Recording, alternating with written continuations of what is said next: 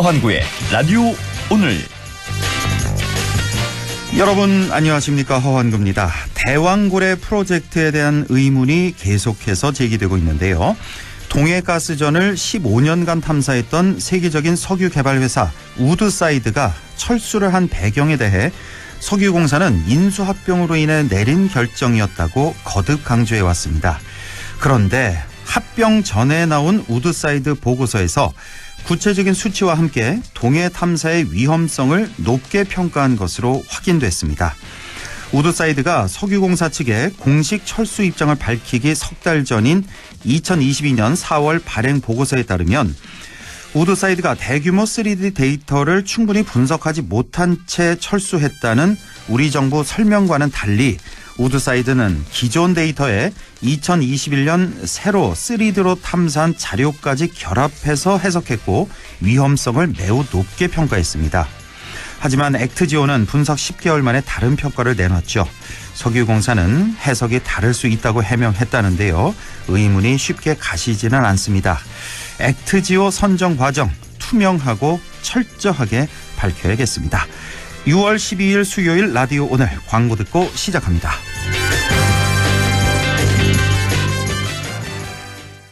한 번에 합격! 해커스로 가자! 해커스 공무원 합격!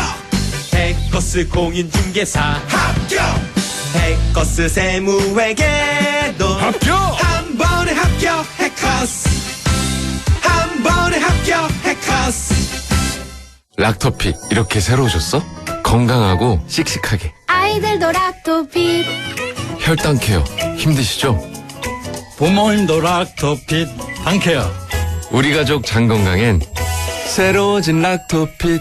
우리 가족 맞춤 락토핏. 종근당 건강. 건강기능식품입니다. 당신은 아마 아직 모를 거야. 장기렌트 숨은 강자. 아마존 아마 믿지 못할 거야. 합리적인 이 가격을. 아마존 장기렌트의 숨은 강자 홈페이지에서 실시간으로 확인해보세요. 아마존카. 이 음악을 듣고 하던 일을 잠시라도 멈췄다면, 이 소리를 듣고 잠시라도 설레었다면 당신의 리니지 M은 아직 끝나지 않았다는 이야기입니다. 새롭게 쓰일 당신의 이야기. 신서버 말하는 섬 사전 예약 중. 리니지 M. 12세 이용가. 이런 게 있을까? 원리금 보장 되는데 만기 땐 가상금리, 복리이자도 주는데 분리과세까지. 에이, 너무 이상적이지. 미래에셋증권에서만 만날 수 있는 개인투자용 국채. 너무 이상적인데 현실. 미래에셋증권 개인투자용 국채. 청약 가자! 원금 손실에 유의하시고 투자 전 상품 설명서 및 약관을 꼭 읽어보세요.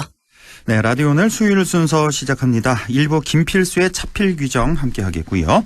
2부 이슈 오늘에서는 안동시 시정 소식 알아봅니다. 잠시 후 안동시 공보감사실 김명선 주무관과 함께 하겠습니다. 이어서 배종찬의 리서치 오늘도 함께 하겠습니다.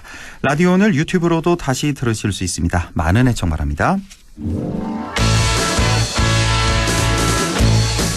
네, 차에 필요한 귀한 정보 김필수의 차필 규정, 대림대학교 미래자동차학부 김필수 교수와 함께합니다. 안녕하십니까? 네, 안녕하세요. 예, 오늘 어떤 얘기 나눠볼까요?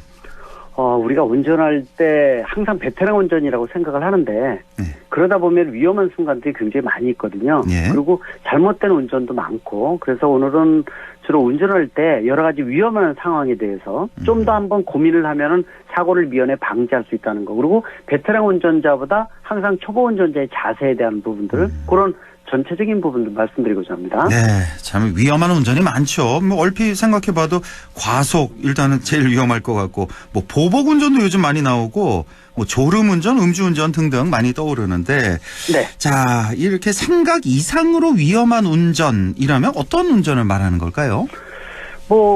아마 특히 이제 사고가 많이 발생하는 것 중에 한 가지가 사거리에서의 운전도 그렇지만 특히 차로 변경할 때 많이 생깁니다. 차선 변경. 차로 변경할 때 일반적으로 이 사이 끼어들 경우에 자리를 양보를 못 받다 보니까 방향 지시등 같은 경우를 동시에 키면서 한다든지, 그러니까 차로 변경하면서 동시에 키는 거죠. 아무 의미가 없거든요. 예. 그리고 키지 않는 경우도 많이 있고, 그러다 보면은 난폭이나 말씀하신 보복 운전에 대한 부분도 많이 발생을 할 수가 있는데, 일단 방향 지시등에 대한 것들은 미리부터 켜서 다른 사람한테 내가 어디로 방향으로 움직입니다 알려주는 것도 중요하고 양보받지 못하면 기다리면 양보해 주는 분이 있거든요. 그렇습니다. 그래서 여유 있게 차로 변경을 하시라고 말씀드리고 싶습니다. 그래서 차로 변경만 잘해도 사고의 전체적인 20-30%를 줄일 수 있다는 것도 강조를 한번 드리고요. 예. 그다음에 위험한 장소들이 많이 있거든요. 예. 뭐 1년 동안 벌써 진행됐지만 경찰청에서 우회전할 때 주의사항에 대해서 아직도 혼동하시는 분들이 많은데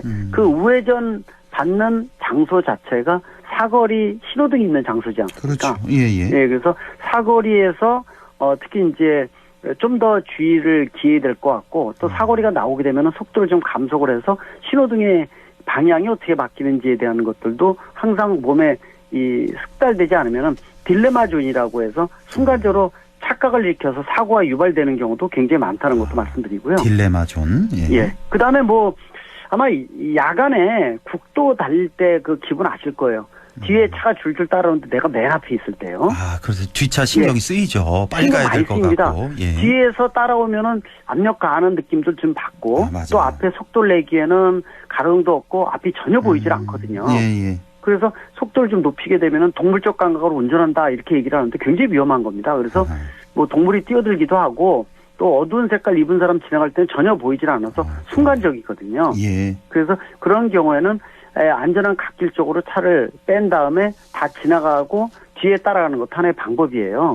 그래서 요령 있는 분들은요, 이렇게 서서히 가다가 뒤에 따라 붙으면은 방향키는 켜 산쪽으로 좀 안전한 곳으로 빠졌다가 또 출발하고 또 빠졌다 출발하고 그것도 하나의 방법이거든요. 먼저 보내주는 거죠. 예. 맞습니다. 예. 그래봤자 차이가 그렇게 나지도 않습니다. 그렇죠. 예. 그래서 특히 국도에서 더더욱 조심하시라고 말씀드리고 특히 뭐 지금 여름 쪽으로 가서 그런데 가을 같은 경우에는 추수를 하다 보면은 뭐 국도에 올라와 있는 경운기 같은 거 서여 있어서 1년에 몇 번씩 사고 생기거든요. 경운기 정말 위험하더라고요. 저도 한번 경험을 해봐서 사고가 네. 크게 한번 날 뻔했거든요. 야간에 그게- 안 보이는 경우가 많아요. 이렇게 가다 그리고 보면. 세워져 있는데 예. 뒤에 이제 반사판 뒤에 브레이크등 같은 건 차폭등이 없지 않습니까? 그러니까요. 그래서 일반 반사판을 놓고 있는데 반사판이 먼지가 묻거나 아니면 진흙 같은 거 묻으면 반사가 아예 안 돼요. 예. 네, 그래서 더더욱이 조심하시라고 말씀드리고 그리고 운전하시는 분들 보통 이제 여행 같은 데 가실 때 또 장거리 뛰시게 되면은 일반적으로 심야나 아니면 새벽에 차가 막히지 않는 구간을 활용하시는 분들 많이 있거든요. 예. 근데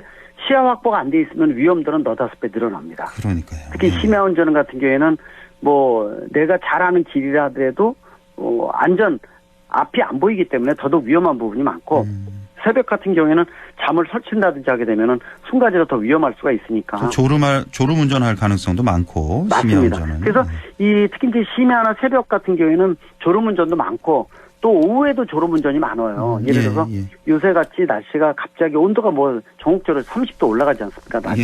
예. 점심 드신 다음에 1시간 지난 다음에 졸음이 쏟아지는데 그렇죠. 이 졸음 쏟아지게 되면은 특히 여러 명이 탑승하고 있으면은 이 환기도 안 시키게 되면 이산화탄소 배출이 많아지면서 졸음이 더 많이 유발되고요. 그렇습니다. 그리고 뭐 전국적으로 이 졸음 쉼터를 많이 설치해 놨지만은 이 4-5km 정도 남은 그 구간이 얼마나 졸린지 한번 졸음이 맞아요. 오면은요.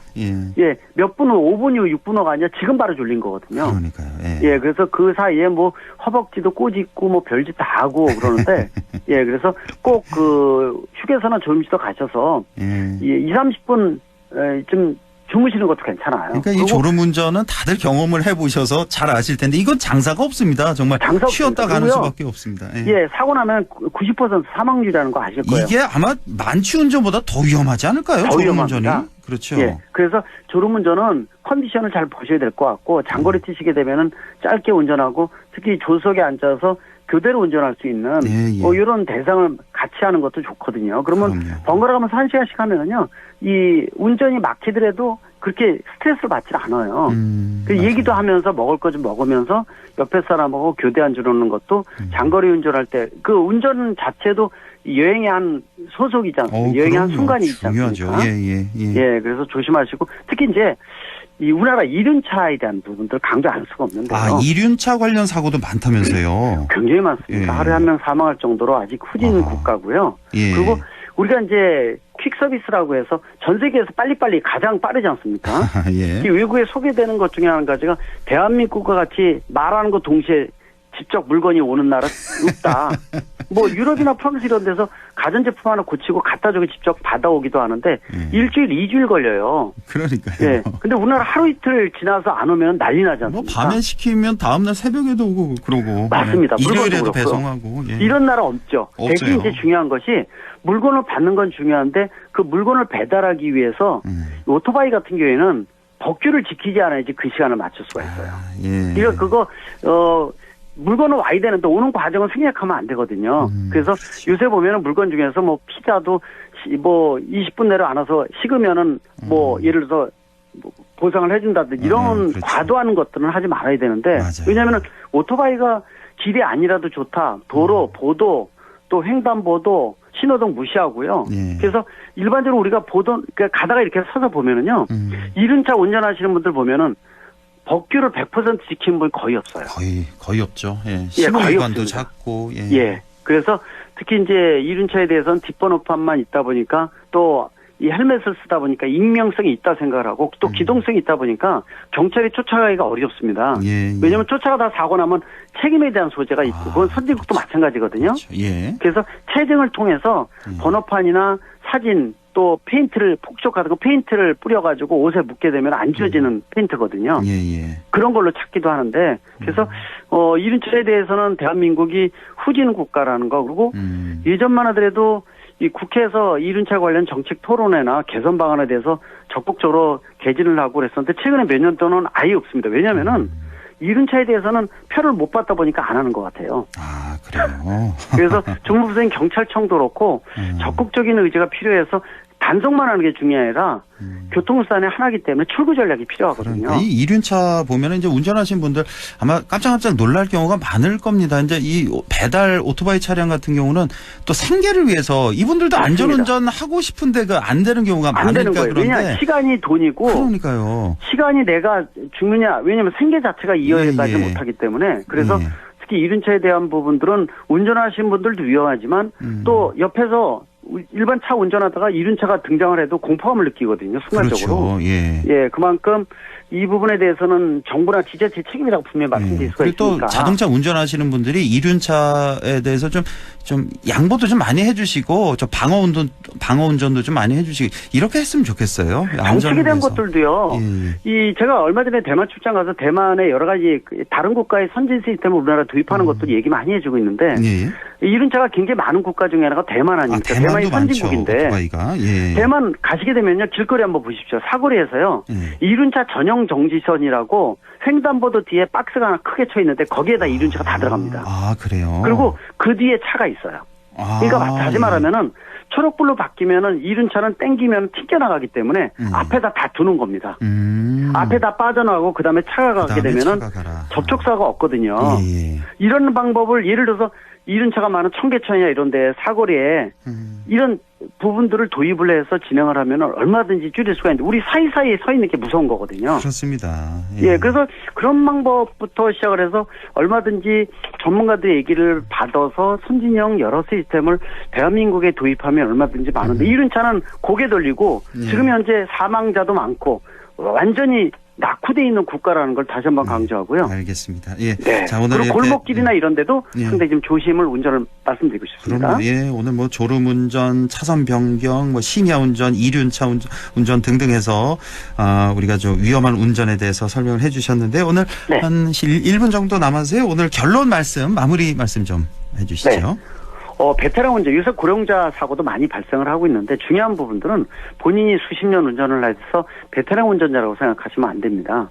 그래서 속도에 대한 부분들, 앞뒤차의 간격에 대한 부분들, 또 항상 초보 운전자의 자세가 중요하다는 거. 뭐 음주운전 말할 필요 없겠죠. 예. 그리고 스쿨존은 성역이라는 것도 생각을 하시고 그리고 한 템포 들인 여유 있는 운전이 사고를 미연에 방지해주고 또 양보운전, 배려운전도 굉장히 중요함을 강조할 수가 있습니다. 알겠습니다. 네. 지금까지 대림대학교 미래자동차학부 김필수 교수와 함께했습니다. 고맙습니다. 네, 감사합니다. 네, 라디오 오늘 2부에서 뵙겠습니다.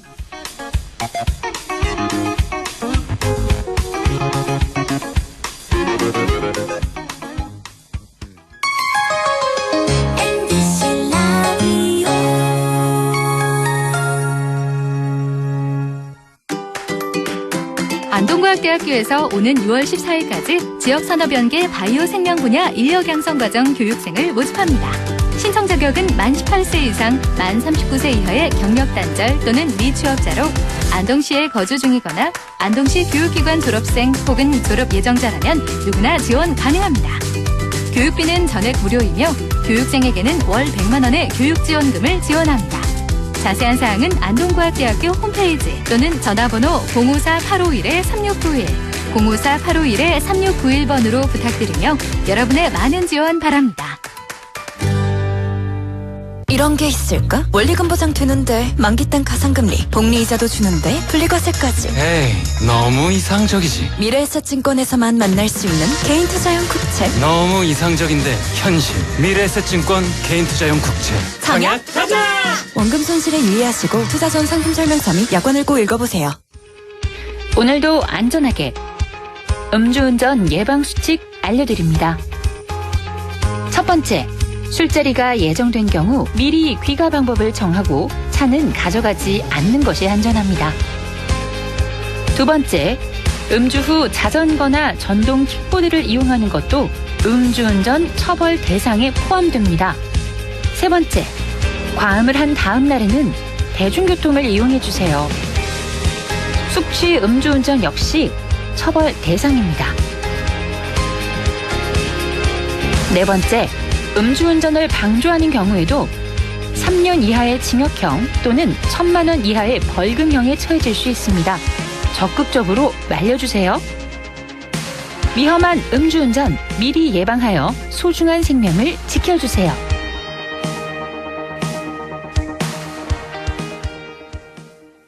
다른 내일을 꿈꿔요. 더 밝은 세상을 꿈꿔요. 따뜻한 사랑이 있는 곳 MBC 문화방송 100.1 MBC 라디오.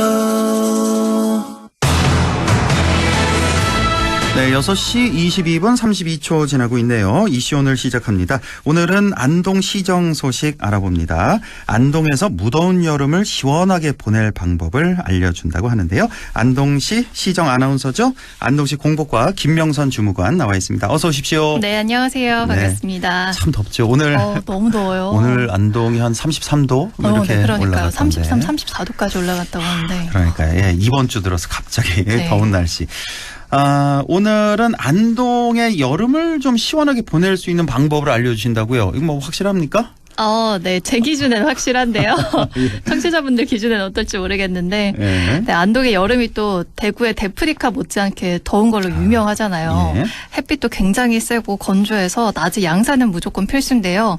이 여름을 극복하는 방법, 이열치열도 좋지만 이열친행, 여름을 시원하게 즐길 수 있는 숲페스타 축제에 대해서 소개해드리겠습니다. 숲페스타 아마 많이들 들어보셨을 텐데, 그러니까 물로써 이제 여름을 다스린다. 이수치열 이게 더 맞을 것 같은데 표현이 물로써 네, 이수치 열을 다스린다. 네, 네, 좋습니다. 자, 이 숲페스타가 이제 그 앞에 뭐 물수 짜겠죠, 당연히. 네, 맞습니다. 물놀이, 물 숲페스타. 자, 뭔가 물에 관련된 축제일 것 같은데 오늘 좀 확실히 좀 알아보죠. 예, 어떤 축제입니까? 네, 요즘에 또 이 MZ 세대들에게 인기 있는 축제 중에 흠뻑쇼나 워터밤, 태국의 송크란처럼 물에 관련된 축제가 굉장히 많은데요. 네. 이 티켓이 없어서 못 구할 정도로 인기가 많죠.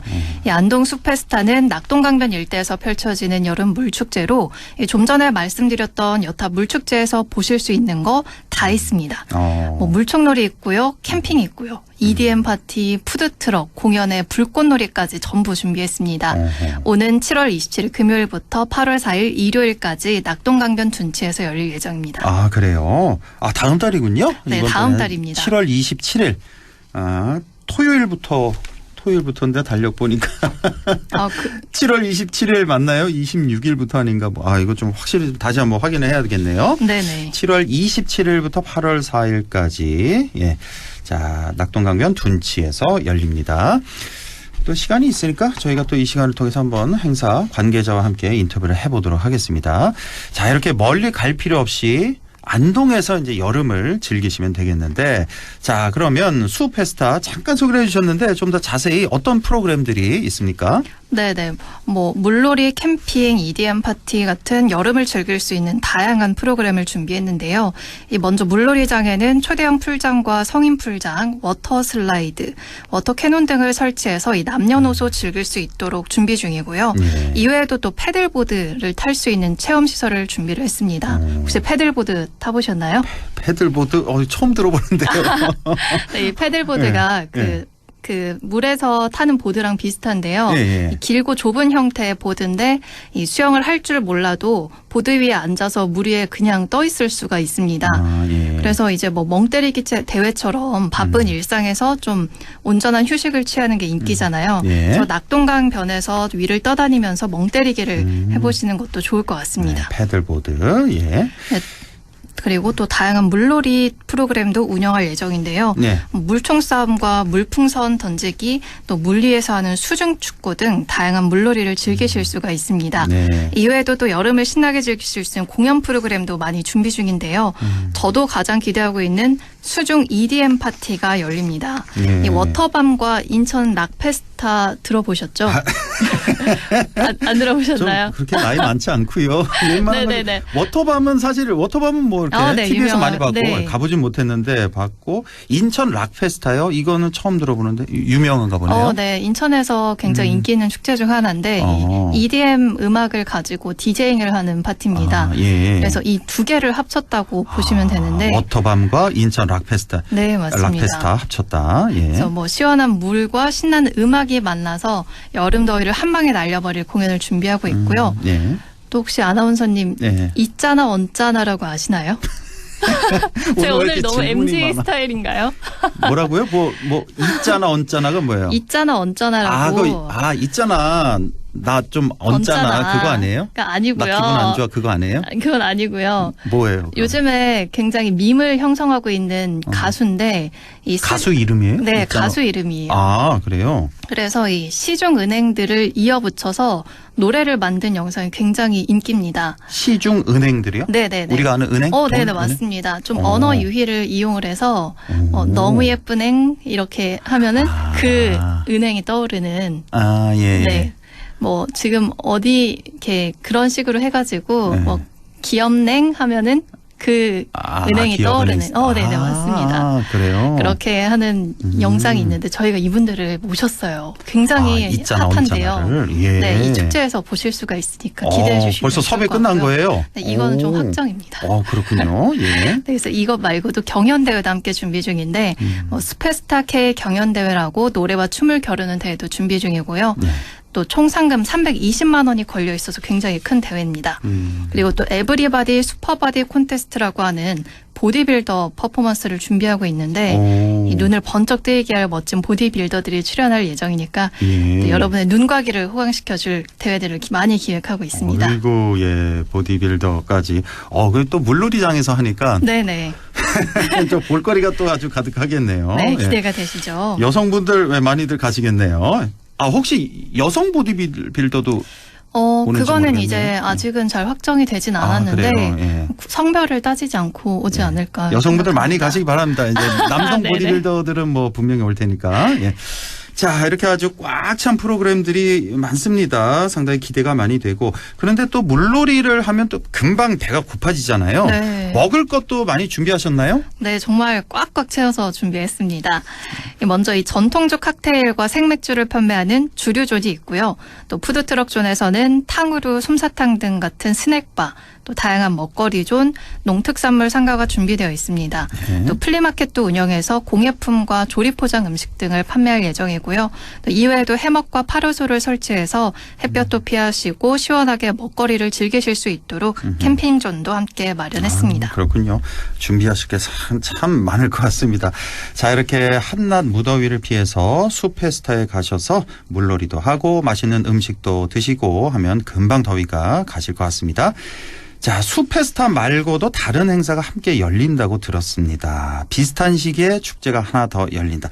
바로 월영 야행 이거 안동 분들은 아마 다 아시는 네네. 월영 그런 야행은 행사예요. 예. 유명한 행사죠. 한여름밤에. 예. 네, 맞습니다. 예. 다음 달 마찬가지로 7월 26일 금요일부터 8월 4일 일요일까지 열흘 동안 진행될 예정인데요. 예. 저녁 6시부터 10시까지 안동의 밤을 즐기실 수 있는 축제입니다. 이거 이제 밤에만 열리는 거죠. 월영 야행은 맞습니다. 6시부터 10시까지 네. 밤에만. 예. 그래서 안동의 문화유산과 관광지, 오일장 등 안동만이 갖고 있는 문화유산을 8가지 테마로 즐겨보는 행사인데요.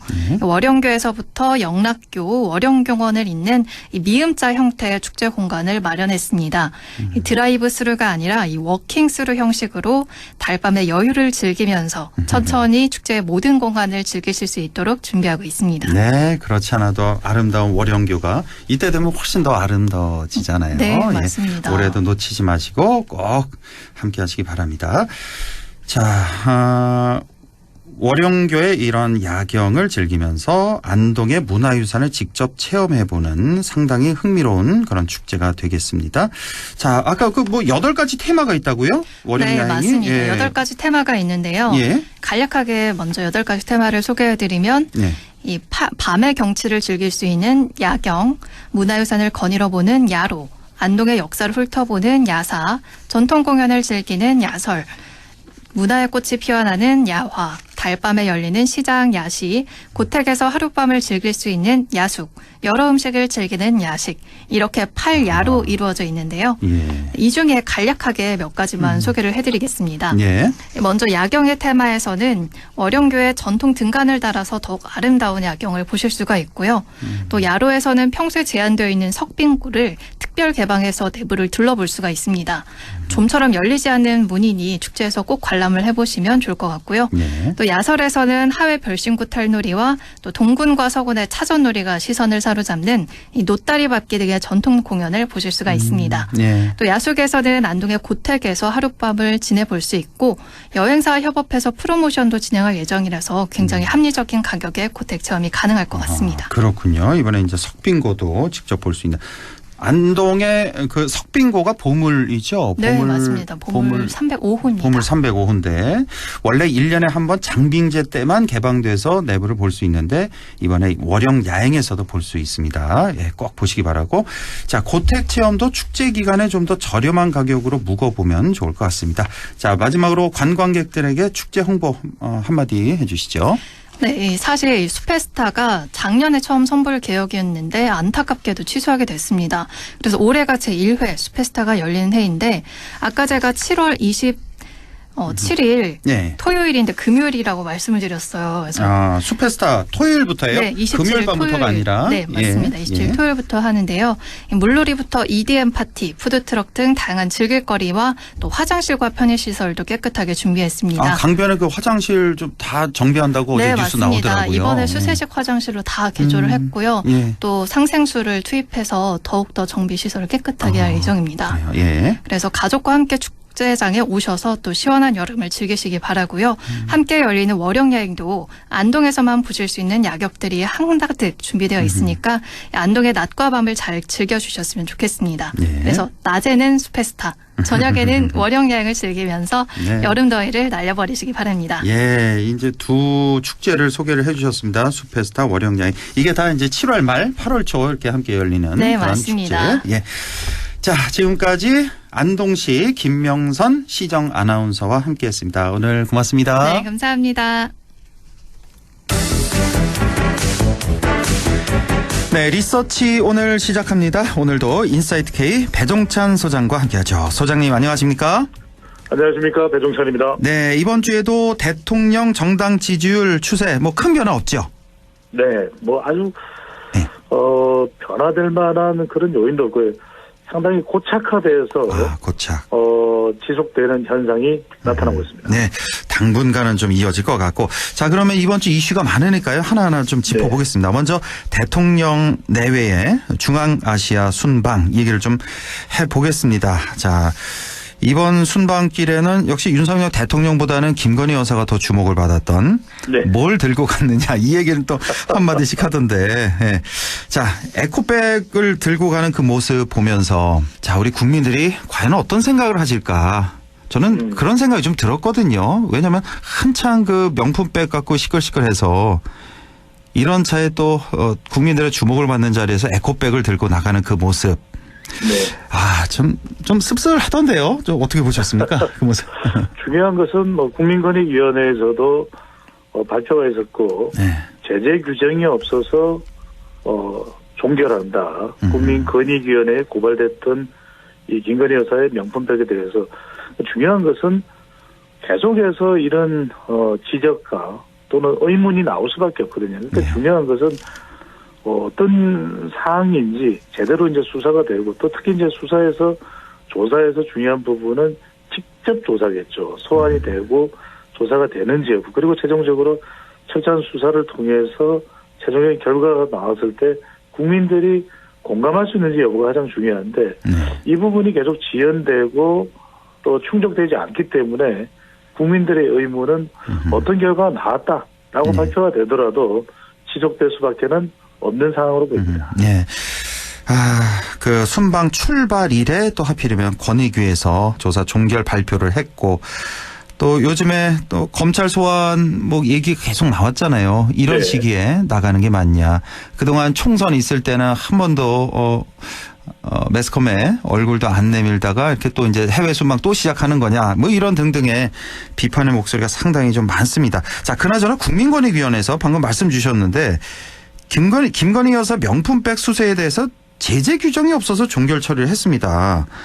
자, 그렇죠. 이 처리에 대해서 국민들이 또 어떻게 받아들이실까? 그렇습니다. 이제 권익위에서 관련돼서 할 수 있는 역할이 극히 제한적이었다 이렇게 봐야 되겠죠. 왜냐하면 고작 이제 이 김영란법을 기준으로 해서 제재할 수 있는 규정이 있는지 없는지 여부를 이제 판단한 것이거든요. 그러니까 국민권익위원회가 뭐 수사 기능이 자체적으로 따로 있는 것도 아니고 네. 김영란법을 근거를 했을 때 이제 청탁과 관련된 부분입니다. 그러니까 공직자의 배우자와 관련해서는 청탁금지법과 관련해서 14조죠 시행령 네. 관련해서 제재 규정이 없다. 그래서 이제 종결이 됐기 때문에 사실상 이것만으로는 김건희 여사의 명품백과 관련된 충분하고 철저한 수사가 됐다고 볼 수가 없는 거죠. 말하자면 국민권익위원회에서 제재 규정이 없어서 종결됐다라는 것은 그냥 이 국민권익위원회의 이 검토 과정을 거친 형식적인 발표일 뿐 실질적으로 어떤 궁금증들이 풀어지는지 여부와는 그렇게 깊은 관련성은 없다라는 겁니다. 또 하나 왜냐하면은 공직자의 직무와 관련해서 그것도 그 공직자의 배우자 이제 김건희 여사는 이제 배우자가 되겠죠. 또 네.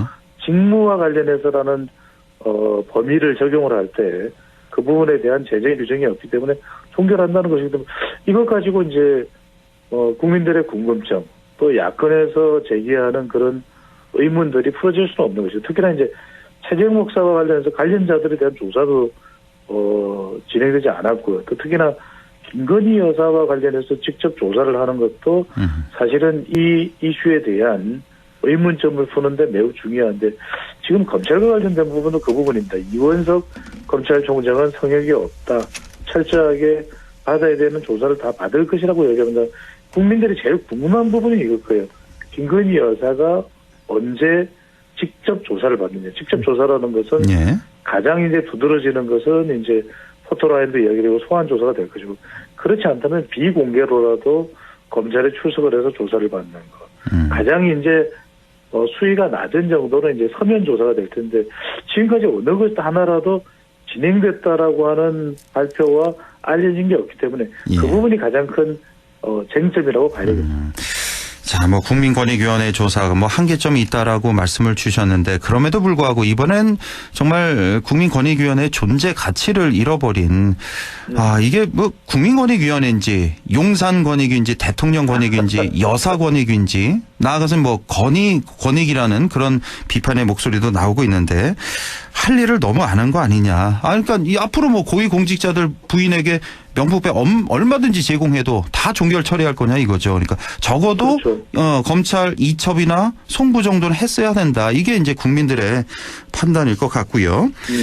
국회로 가보죠. 국민의힘 민주당. 자, 이제 원구성합의 불발되면서 민주당이 현재는 이제 11개 주요 상임위원장 다 선출을 했고 이제 7개 남았는데 이거 가져가라. 아예 안 가져갈 거면 질질 끌 수 없다. 지난 21대처럼 바로 이제 야당에서 이제 상임위원장 내겠다 이건데요. 자, 지금 11개 주요 상임위원장 중에 법사위 운영이 과방위 예결위 등등 해서 핵심을 다 가져갔단 말이에요. 자, 이 상황 어떻게 보셨고 또 어떻게 해결해야 될까요? 그렇습니다. 뭐 해결책은 보이지 않습니다. 이제 대충돌이 일어난 것이고 결과적으로는 뭐 구체적인 수치는 말씀 안 드립니다만 참 저도 데이터 분석 전문가로서 의문이 가는 것, 궁금한 것 중에 하나는 총선 이후에도 각 정당의 지지율이 별로 올라가질 않아요. 그 이유가 바로 좀 정치 혐오가 더 두드러지고 더 부각이 되는 거 아닌가라는 생각이 드는데 핵심은 그 부분일 겁니다. 과연 양쪽에서 충분히 절충할 수는 없었는가. 그러니까 뭐 민주당 쪽에서 따져본다면 이른바 중요한 이제 빅5죠. 국회의장, 부의장 그리고 법사위원장, 운영위원장, 이제 가방위원장 이걸 이제 다 가져간다라고 하는 것이고 그렇다면 이제 국민의힘은 다른 대안을 가지고서 어떻게 절충을 하고 협상을 할지 또 국회의장과 박찬대 민주당 원내대표와 또 추경호 원내대표 사이에 협의가 이루어질 수 있는 것 사실 이게 핵심이었거든요. 그러니까 결과적으로는 서로 절충이나 협의가 전혀 없었다. 왜냐하면 이제 민주당 입장에서는 국회법에 따라서 왜 절충이 안 되니까 11대 7로 나누자라고 이야기를 했는데 이제 국민의힘이 적극 주장하는 것은 적어도 법사위가 꼭 아니라면 운영위원장이라도 국민의힘이 가져가야 되겠다. 특히 이제 가방위원장까지 가져간 것은 도저히 우리는 받아들일 수 없다. 국회의장도 민주당과 한편이지 않느냐 이런 상황인데 저는 제가 볼 때는 글쎄요 어떤 대안을 내놓고 싶은데 대안이 마땅히 생각나지가 않습니다. 대안이 없어요. 그러면은 민주당으로서는 법사위원장이나 또는 운영위원장 자리를 하나 내려놓는 것일 테고 국민의힘은 그것을 또 받아들여서 앞으로 또 어떤 상황이 전개될 건가는 충분히 예상되거든요. 왜냐하면 민주당에서는 계속해서 특검법이나 이제 법안 통과를 할 것이고 또 국민의힘은 법사위원장을 맡는다면은 제동을 걸 수밖에 없을 테고. 근데 이제 이게 무너진 상황에서 그렇다면 국민의힘에서 7자리를 그나마 받아들일 것이냐? 받아들이지 않을 가능성이 높을 것 같아요. 자존심이 있죠. 결과적으로는 원 구성과 국회 개원을 위해서는 원 구성이 돼야 국회를 개원할 수 있거든요. 그러면 민주당으로서는 뭐 울며 겨자 먹기로 전체 상임위원장을 다 가져갈 수밖에 없는 상황일 테고 여론은 의식되지만 국민의힘은 여기서 이제 어떤 명분을 찾느냐면 봐라 민주당이 다 가져가지 않았냐. 그러면 어떤 법안이라도 심지어는 특검법이라도 방송산법도 그렇고 대통령은 거부권을 행사할 수밖에 없다. 이게 여소야대의 필연적인 상황이지 않겠냐. 그렇게 또 이제 명분을 내걸 수밖에 없는 상황이 됩니다. 협치라든지 뭐 하원의원도 굉장히 강조를 많이 하십니다만 뭔가 민생을 위한 상생적인 경쟁 이런 부분은 애당초 물 건너간 모습으로 보입니다. 국회는 더 꼬일 것이고 갈등과 반목이 계속될 것이다. 그러니까 지금 원구성에 대해서 해결책이 안 보이고 그러니까 없습니다. 예상을 해보자면 이제 민주당이 나머지 7개도 다 상임위원장 가져갈 것 같고 현재로 봐서는 그게 가장 클 것 같고 계속해서 이제 대치 국면은 이어질 것 같다. 적어도 뭐 짧게만 말씀드리면 저는 이참에 서로 파행을 불러온 것은 차치하고라도 앞으로라도 22대 국회가 아닌 22대 국회 후반기에도 또 논의를 해야 되는 부분이거든요. 그렇다면 적어도 저는 좀 뭔가 명문화하거나 아니면 적어도 국회의 일종의 시행령이 됐든 또는 하위법의 형태로 됐든 간에 어떻게 원구성을 하겠다 좀 정해놔야 될 것 같아요. 그렇죠. 도무지 협의나 절충이 어려운 상태로 보입니다. 그러니까 지금 조금 아쉬운 점이 있다면 지금 국민의힘에 다 리더십을 발휘하는 큰 어른이 없다는 거. 없습니다.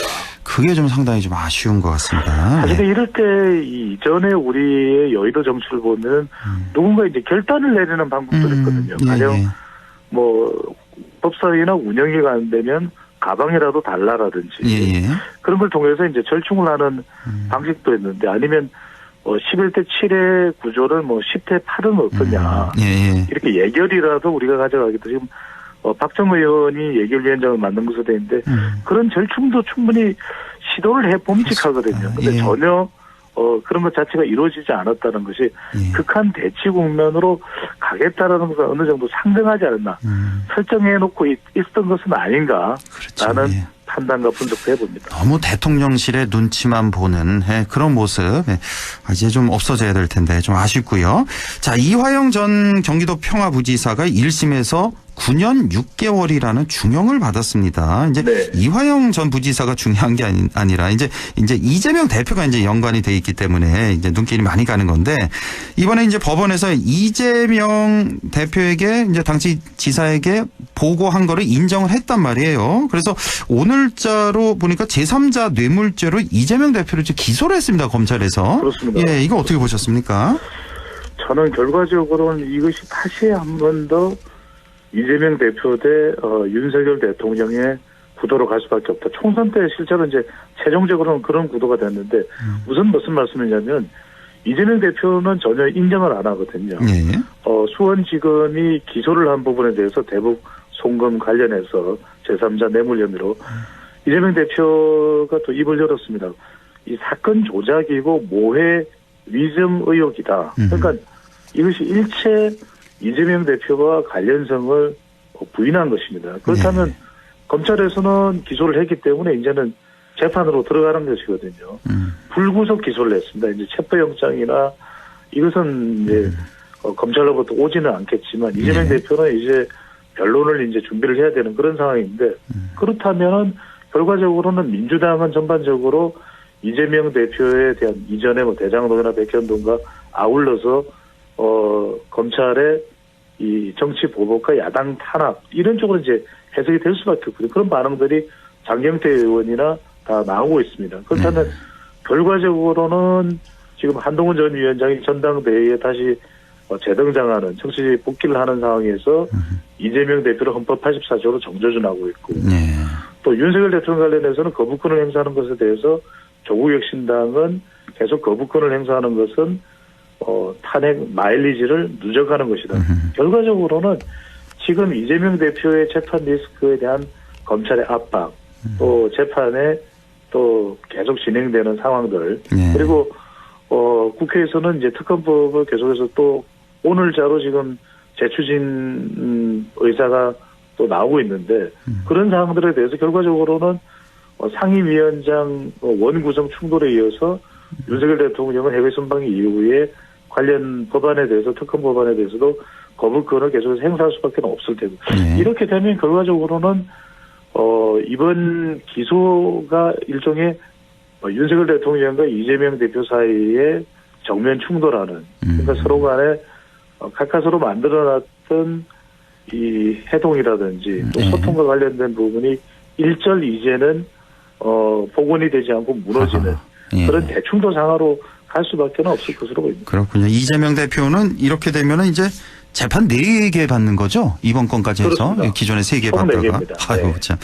자, 그나저나 민주당 얘기 잠깐만 더 좀 해보겠는데, 당대표 사퇴 시한을 개정하려고 지금 하지 않습니까? 네. 대선 1년 전까지 대표는 사퇴해야 된다. 이걸 이제 개정하려고 하는데, 그러니까 이게 바로 이제 대통령 유고시에, 그러니까 탄핵이나 뭐 하야할 때 이 상황을 가정해서 갑작스러운 이제 대선에 대비한 이런 개정 아니겠습니까? 그러니까 이 부분은 당에서 뭐 박지원 의원이나 심지어는 이재명 대표와 가깝다라고 하는 김영진 의원도 조금 볼멘소리, 일종의 반발의 목소리가 나오고 있거든요. 예. 그러니까 자칫 이재명 대표를 의식한 그런 당헌 당규 개정이 아니냐, 당대표 사퇴 시한을. 그렇다면 아예 특수하고 상당한이라고 하는 좀 애매모호한 그런 규정 대신 그러면 이제 이재명 대표에만 적용되는 것이 아니라 어느 누구라도 아직까지 이재명 대표가 연임에 대한 의사를 공식적으로 밝힌 건 전혀 없습니다. 그렇다면은 이게 중도층 쪽에서도 영향을 부정적으로 줄 수가 있는 부분이거든요. 예. 그러니까 이제 전체 응답자들에게 물어봤을 때 진보 보수 또 중도 할 것 없이 물어봤을 때 이재명 대표 연임에 대해서 다소 이제 부정적인 의견을 나타내는 응답자 층도 있습니다. 그럼 그들에게는 상당히 또 부정적으로 또 인식될 수도 있습니다. 이재명 그렇죠. 대표의 권한 또 대선에 출마할 수 있는 환경을 최적화하기 위해서 이런 당헌 당규 개정을 하는 것이냐에 대한 비판도 있을 수 있기 때문에 아예 이 부분을 허한구 의원께서 말씀하셨던 대로 대통령 선거 일이 변화한다든지 정치적인 좀 더 구체적으로 어느 누구에게나 적용될 수 있는 당헌 당규 개정의 문구를 만들었다면 이런 오해를 좀 최소화할 수 있을 텐데 지금 당헌 당규를 개정한 부분 또는 그 이전에 조항이 폐지된 부정부패 혐의로 기소가 되더라도 당의 보직을 유지할 수 있다. 이런 부분들이 계속해서 오해를 살 수 있는 부분이거든요. 그런데 이런 조항과 관련된 부분에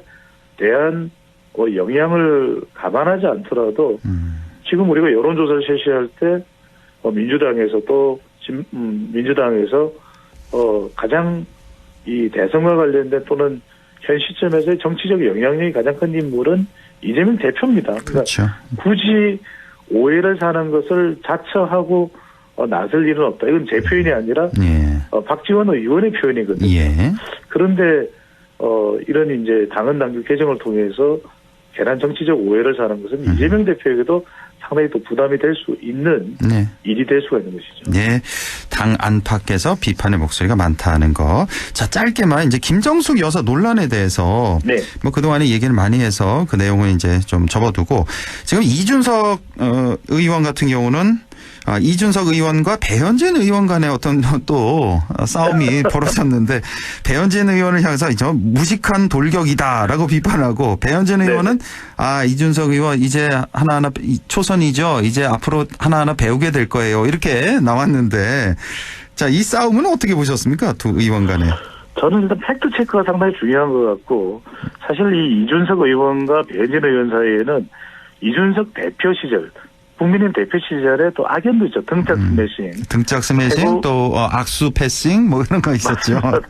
두 사람 사이에 그런 관계가 있는데 짧게만 말씀드리면 팩트 체크조차 하지 않느냐에 대한 면박주기로 보입니다. 그러니까 김정수 여사와 관련해서는 뭐 기내식 같은 경우에도 105만 원, 6천만 원대 상당이 아니라는 것이 이제 근거를 가지고 도종환 전 의원과 윤건영 의원 사이에 해명이 된 부분이고요. 또 초청된 부분도 그걸 딱히 뭐 김정숙 여사의 셀프 초청이다라고 보기는 어려운 점도 있어요. 그리고 이제 타지마할과 관련된 부분도 인도를 방문한 해외 기빈들에게는 또 자국의 정말 엄청난 문화유산인 타지마할에 대한 또 방문을 또 권장하기도 한다고 하니까 그러니까 저는 이제 정치적으로 따질 수는 있지만 그 정치적으로 문제 제기를 하는 것도 근거가 명분이 있어야 되지 않겠습니까? 그런데 그런 부분에 있어서 충분한 확인조차 하지 않는 것에 대해서 좀 나름 정치적 이 앙금이 있는 이준석 의원의 배현진 면박주기다 이렇게 해석이 됩니다. 알겠습니다. 이준석 의원 같은 경우는 이거 순방비나 뭐 수의계약권 이런 거 파면 팔수록 오히려 윤 대통령이 위기다라는 그런 말도 주장도 다시 말씀드리면 윤석열 대통령의 해외 순방 관련되는 내역을 밝히면은 정말 엄청난 일이 일어날 수도 있다. 그런 또 지적을 했죠. 이준석 의원이요. 예, 알겠습니다. 오늘 여기까지 하죠. 인사이트 K 배종찬 소장과 함께했습니다. 고맙습니다. 감사합니다.